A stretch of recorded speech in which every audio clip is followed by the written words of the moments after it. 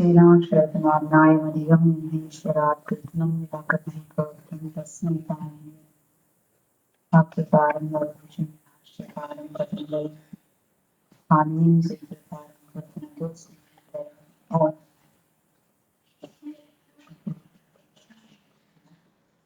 नमो ऋषिभ्यो गुरुभ्यः।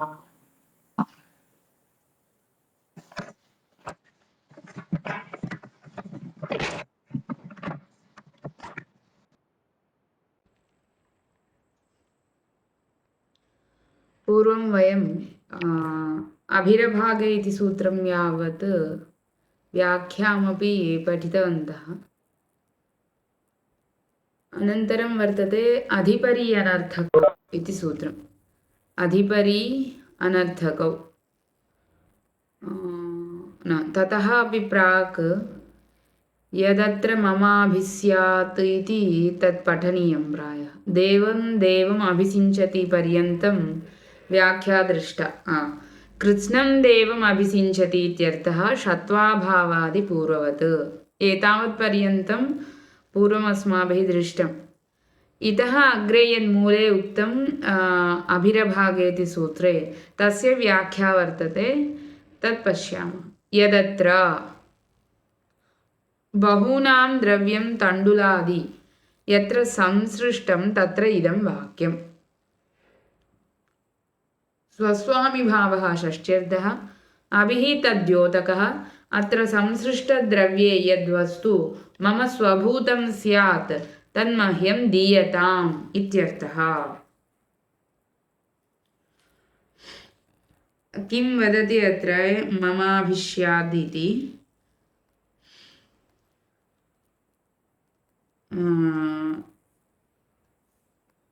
बहूनां द्रव्यं तण्डुलादि यत्र संसृष्टं तत्र इदं वाक्यम्। अर्थात् भ्रातरः सन्ति इति चिन्तयन्तु। एकस्मिन्नेव परिवारे भ्रातरः सन्ति। तेषां सर्वेषामपि धान्यं मिश्रितं वर्तते। अर्थात्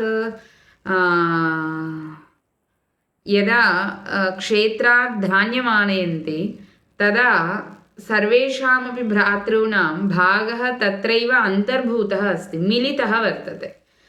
संसृष्टः नाम मिलितः वर्तते।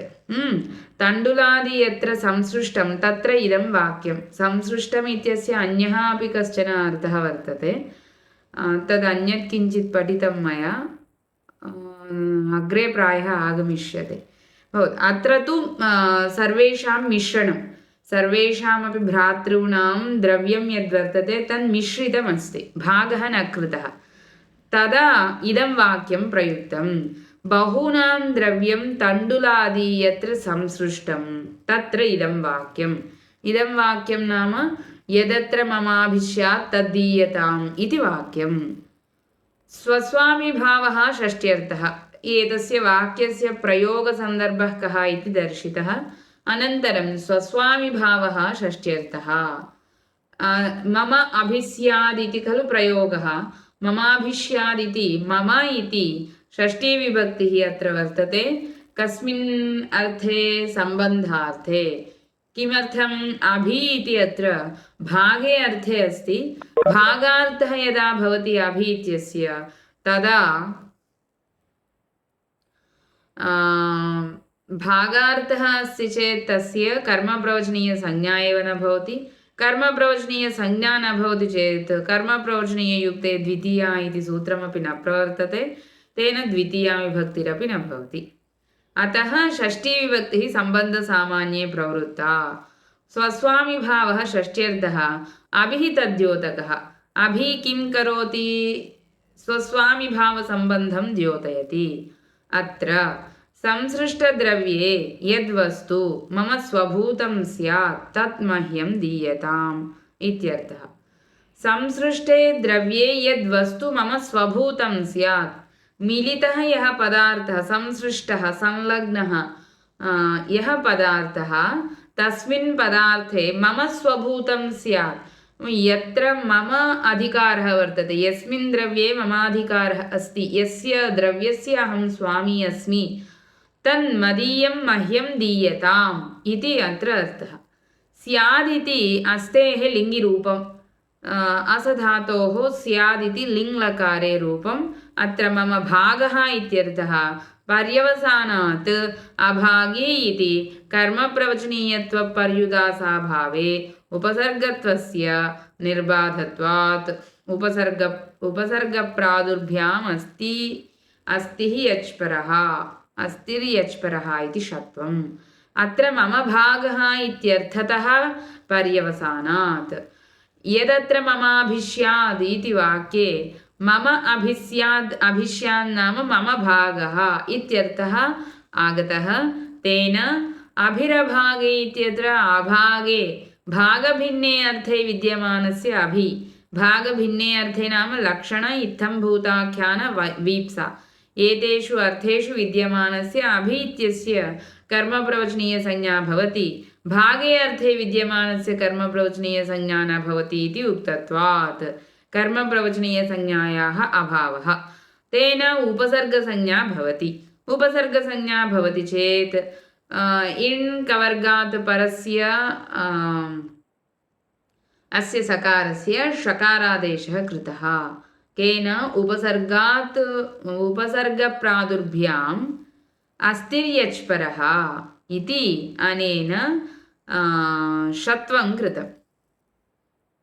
तेन अभिष्यादिति निष्पन्नम् इति वदति। एतावद् अवगतं वा सर्वैः? अनन्तरम् अधिपरि अनर्थकौ।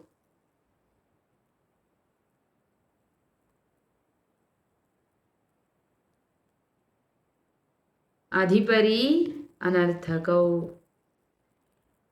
इति सूत्रम्। एतस्य विवरणं तु अनन्तरमस्ति। अधिपरि अनर्थकौ अनेनापि कर्मप्रवचनीयसंज्ञा वर्तते।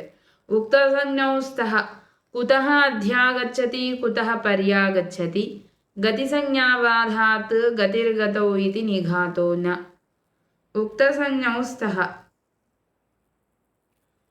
उक्तसंज्ञौ नाम कर्मप्रवचनीयसंज्ञौ स्तः।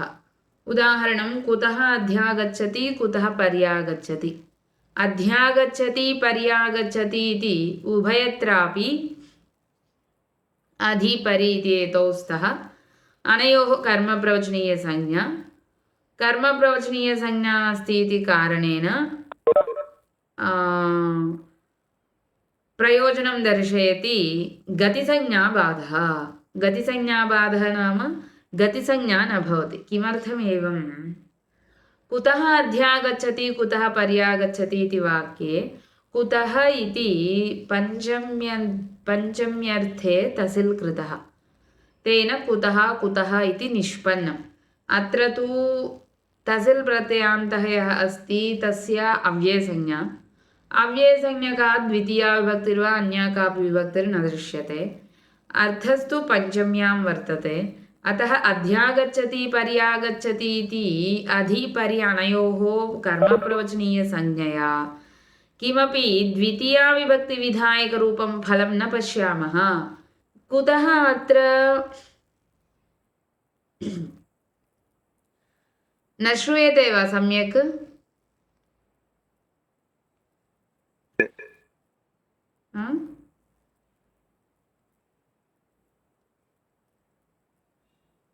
श्रूयते।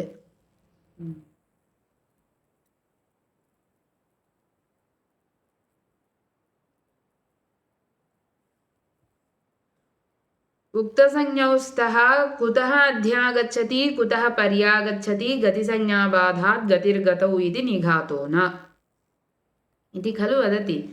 अत्र कुतः अध्यागच्छति कुतः पर्यागच्छति कुतः अध्यागच्छति कुतः पर्यागच्छति इति उभयत्रापि अधिपरि अनयोः कर्मसंज्ञायाः विधानात् प्रयोजनं किं? द्वितीयां तु न पश्यामः, तर्हि किम् अन्यत् प्रयोजनम् इति प्रश्नः। समाधानं वदति गतिसंज्ञाबाधात् गतिर्गतौ इति निघातो न। गतिसंज्ञाबाधात्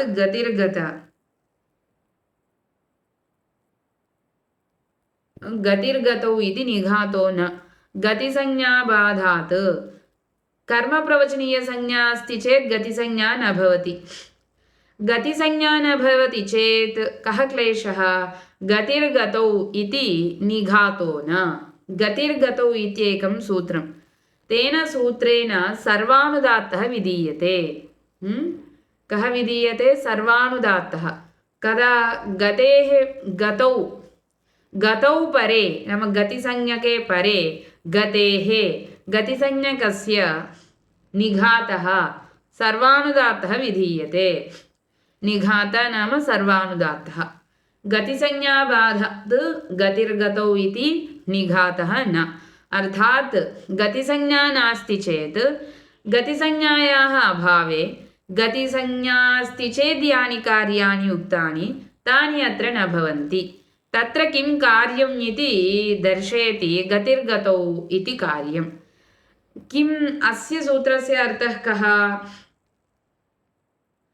गतिः गतौ, गतौ परे गतिः गतिसंज्ञकस्य निघातः नाम सर्वानुदात्तः भवति इति अर्थः। गतौ परतः गतिः अनुदात्तो भवति। अध्यागच्छति पर्यागच्छति इति उभयत्रापि अधि आङ् गच्छति परि आङ् गच्छति इति वर्तते। अधि इति गतिसंज्ञकः नास्ति, कर्मप्रवचनीयसंज्ञकः। आङ् इति गतिसंज्ञकः। एवं परि आगच्छति इत्यत्रापि परि इत्यस्य कर्मप्रवचनीयसंज्ञा गतिसंज्ञा न वर्तते। आङ् इत्यस्य तु कर्मप्रवचनीयसंज्ञा नास्ति इति कृत्वा गतिसंज्ञा।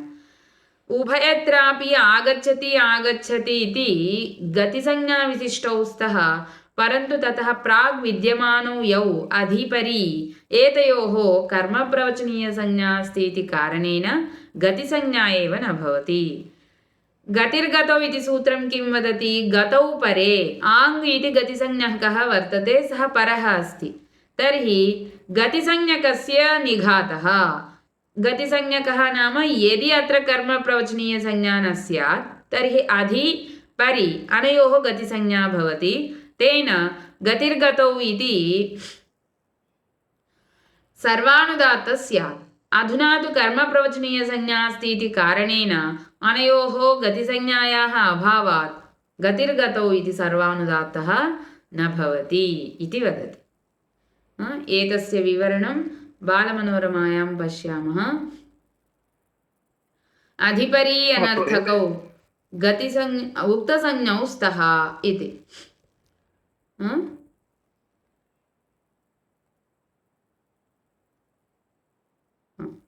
कर्मप्रवचनीयसंज्ञकौ इत्यर्थः। कुतः अध्यागच्छति कुतः पर्यागच्छति इति।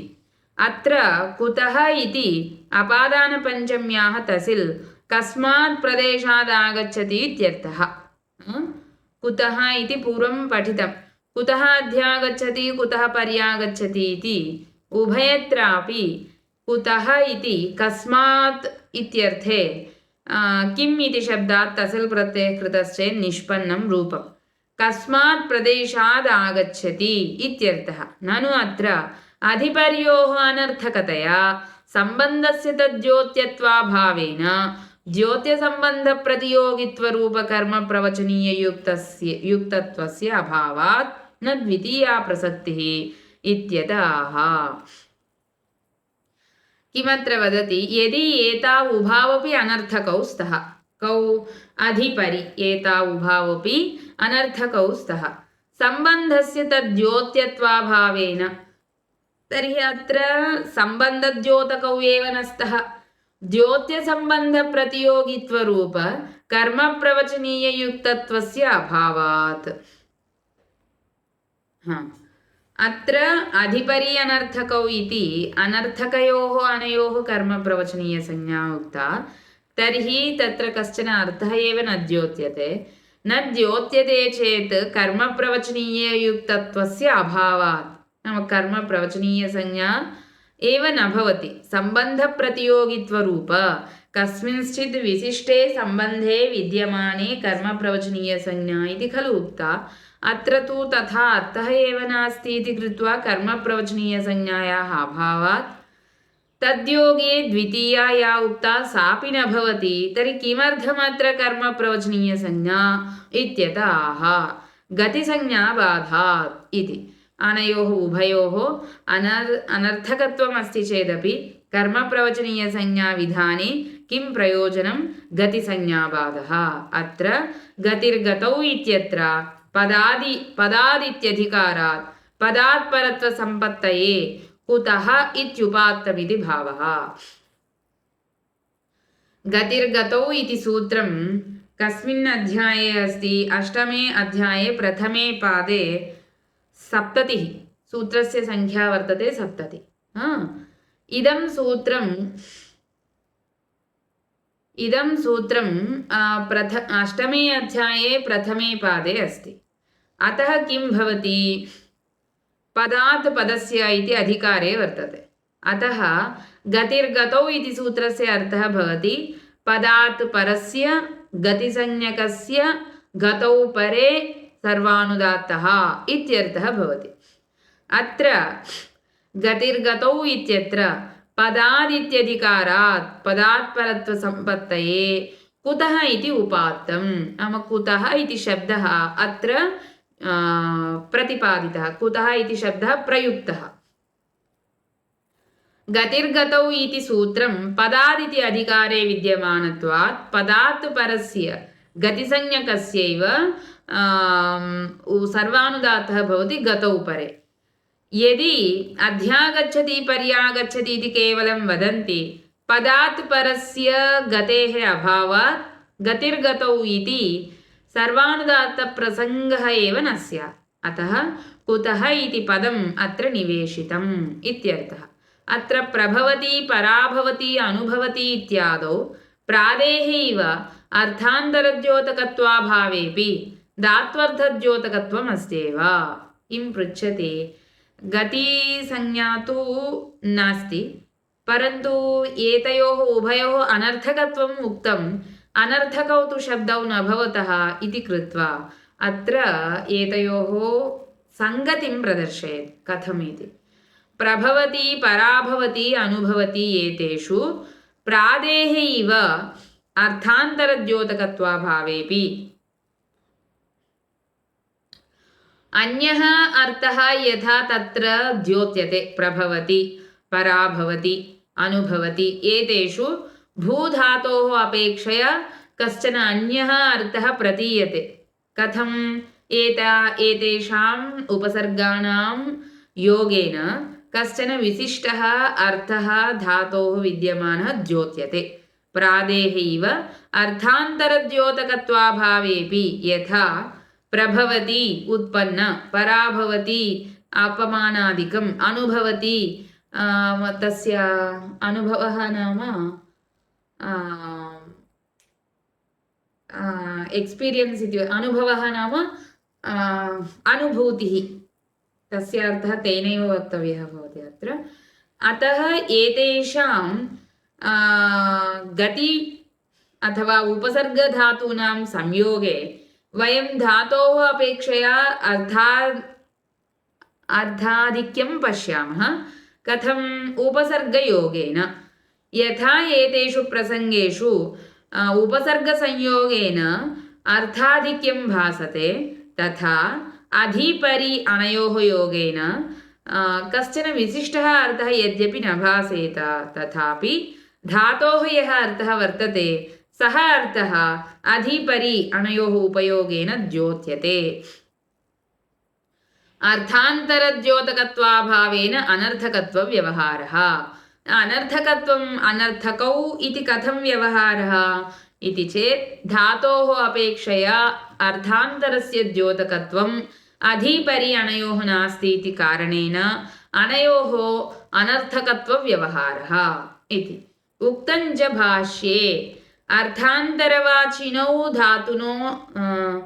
धातुना उक्तक्रियामेवाहतुः इति। एवं च क्रियायोगाभावात् गतित्वस्यापि न प्रसक्तिरिति शङ्का निरस्ता। भाष्येऽपि अयमाशयः एव प्रदर्शितः।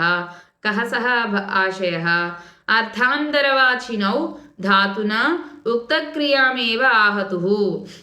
अर्थान्तरवाचिनौ अर्थान्तरवाचिनौ धातुना उक्तक्रियामेव आहतुः। कः अर्थः? कमपि अन्यम् अर्थं यदि बोधयन्ति के उपसर्गाः गतिसंज्ञकाः धातुना उक्तक्रियामेव आहतुः। अर्थान्तरवाचिनौ धातुना उक्तक्रियामेव आहतुः अर्थात् तत्र यः धातुना अर्थः उच्यते स एव अर्थः उपसर्गेणापि कदाचित् उच्यते। एवं च क्रियायोगाभावात् गतित्वस्यापि न प्रसक्तिः। क्रियायोगाभावात् गतित्वस्यापि न प्रसक्तिः इति शङ्का काचिदास्ति।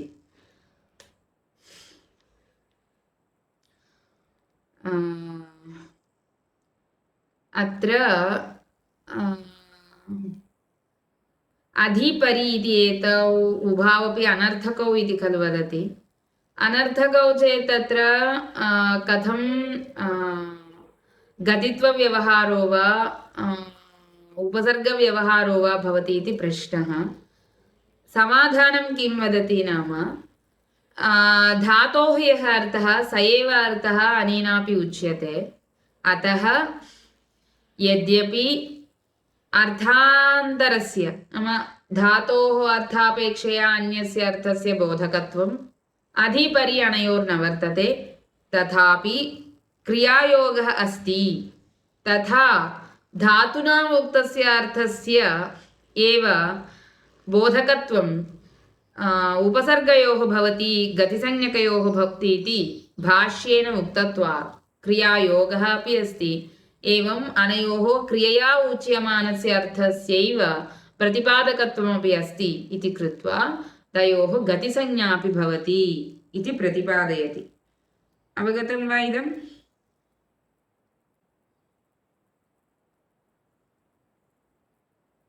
अवगतवन्तो वा सर्वे?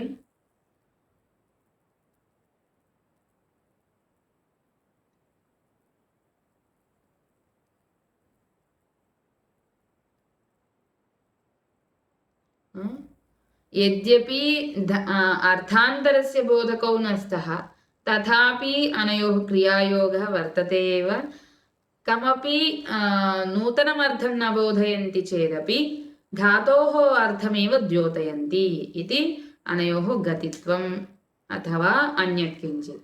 गतिसंज्ञा प्राप्ता, गतिसंज्ञां बाधितुम् अत्र कर्मप्रवचनीयसंज्ञा इति वदति। अनन्तरं सुः पूजायां सुसिक्तं सुस्तुतम् अनुपसर्गत्वान् न शः। पूजायां किं सुषिक्तं किं स्यात् तवात्र क्षेपोऽयम्। इतः आरभ्य पुनः वयं श्वः पठिष्यामः।